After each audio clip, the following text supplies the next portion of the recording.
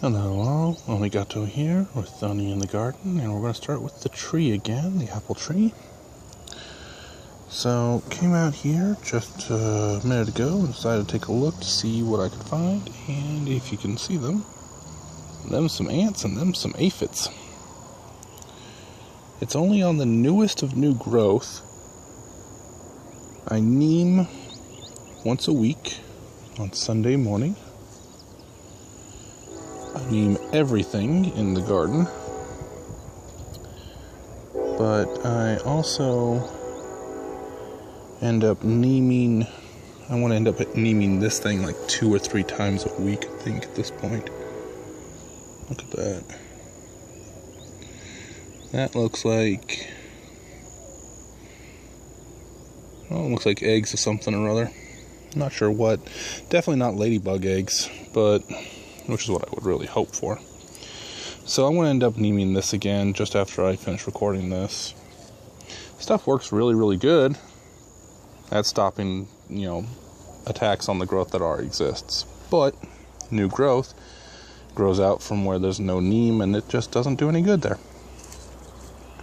Alright, so here, oregano is doing really good. We've got the little micro bulbs that are definitely formed up there. I was watching Rob Bob actually the other day, and he said that those can be planted out, and they will require basically 2 runs if you plant them as they are now, just little tiny bulbette type things. You can see them there. You just pull these off, and they act like garlic seeds, sort of. You take those, plant them out, and you get a large single bulb. And then if you take and plant that out, it'll split, and you'll get actually what people think of when they think of a head of garlic. But yeah, I'm just gonna let those go wild. If they grow in the front yard, they grow in the front yard. If they don't, then they don't. Asparagus, nothing doing. Habanero and hatch greens, nothing doing. Strawberries in the pot. Something is chewing on this plant pretty heavily, but not fatally. And since I don't eat strawberry leaves anyways, it's not too terrible. You can kind of see it's starting to think about throwing runners. Yeah. So it looks like this one's done with its fruiting phase, and it's going to start throwing runners here in the not too distant future. Missed a strawberry or 2 there. This one also looks like it might start throwing runners here shortly. If it does, I'm just going to root them into the other spots on the pot. Because, I mean, it's a strawberry pot, and it's what you're supposed to do with it. The peppers, no, the bell peppers anyways, are looking very nice. We've got some indications of what might be rust or something like that. Neem doesn't seem to be affecting it at all, and it's only on the top side of the leaves, so it might not actually be anything. It might just be some like scarring or something like that, and when I got some dirt onto those particular leaves, and if so, it's not a big deal. Roommates have said that they want to kind of dig up some of the onions. I said go for it. I'm not doing anything with them other than turning them into chives every once in a while. So, still nothing on these pots here. I do have some stuff on the inside. The catmint or catnip on the inside seems to be starting to come up. It's little teeny tiny flower heads, or not flower heads, but sprouts. So we'll see if anything really good comes out of that. Over here with these beans, I swear those are the most delicate orchid-like flowers I have ever seen in my gardens. Of course, I know they're not actually orchids, but you can kind of see they are just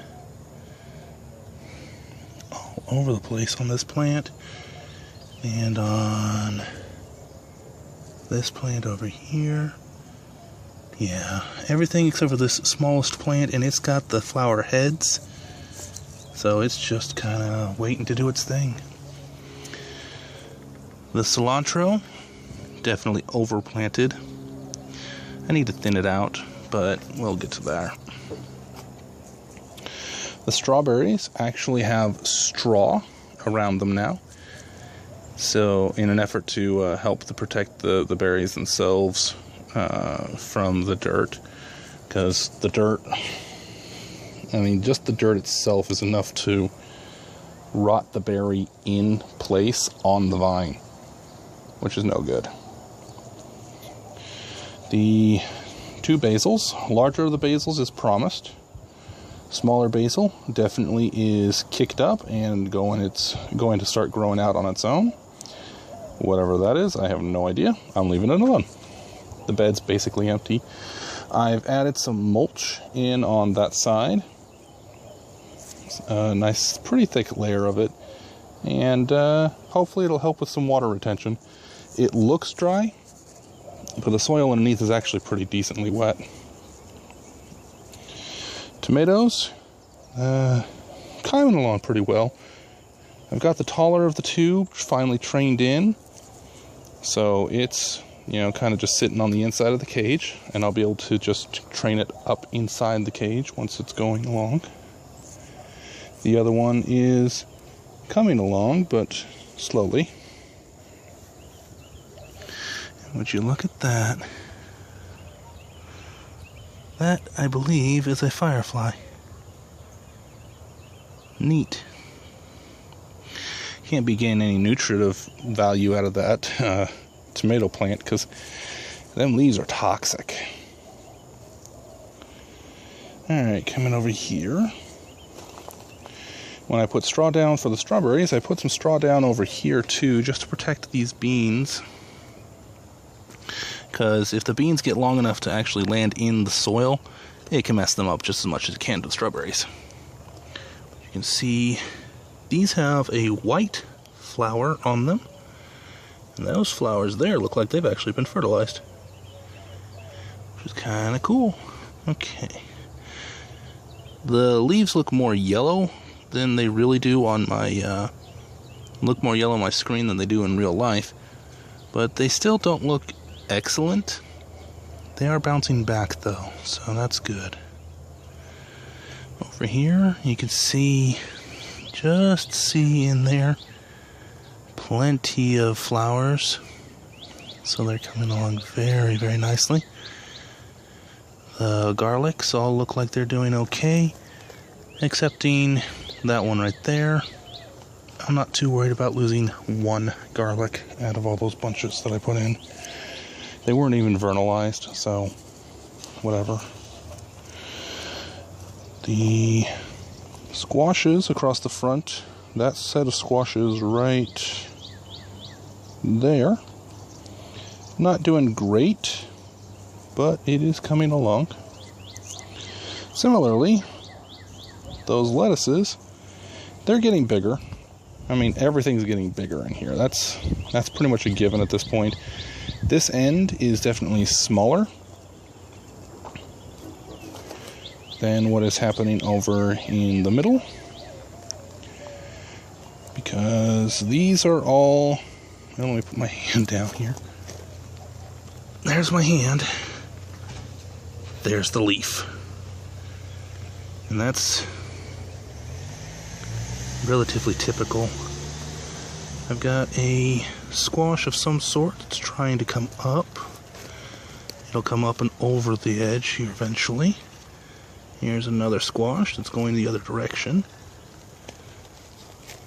Well, that squash right there doesn't look too great on its top leaf. It might be a little bit dry. I watered yesterday and we might get some rain today. But I'm not too worried about water. But yeah, there's all sorts of really lovely. I mean, look at that. That's as wide as my hand is long. And I don't have small hands. There we go. And you just kind of see they're all over the place. What is causing this to pull itself out? Last couple of days I've come out here and I've had to actually adjust this. Readjust it anyways. Let's go ahead and see about pulling this down. There we go. There we go. That looks a little bit better. Not great, but better. And you can just kind of see. Look at this thing. Those leaves are fuzzy. It feels like it's fuzzy in a good way though, so they look healthy enough. Just big. They're going to start shading out some of this other stuff here shortly. The muskmelons are definitely getting viney. They're going to start vining out fairly quickly. As they vine out, ooh, I like that smell. Bruise the leaf just a little tiny bit and it smells awesome. As they vine out, you can see that they're throwing little tendrils, the grabbing type. There's a bunch of stuff over here that's doing that. Some of those might actually be cucumbers instead. So I think here in a couple of minutes, actually, I'm just going to come grab the drill and the extension cord and put in some crossbars made up of words are failing me right now, made up of twine, so that the cucumbers have something to climb up on. And you can see that one right over there. It's really nice and well defined tendril pieces there, so it's coming up very nicely indeed. Gonna come over here.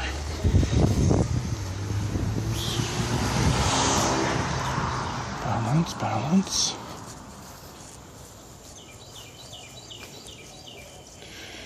No blueberries.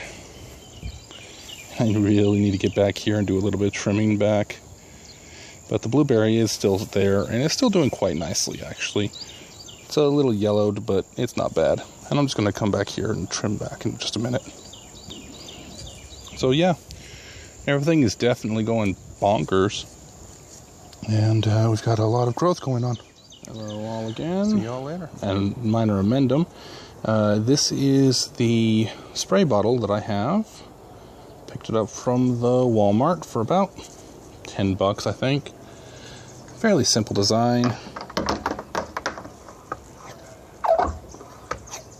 Just pump it up.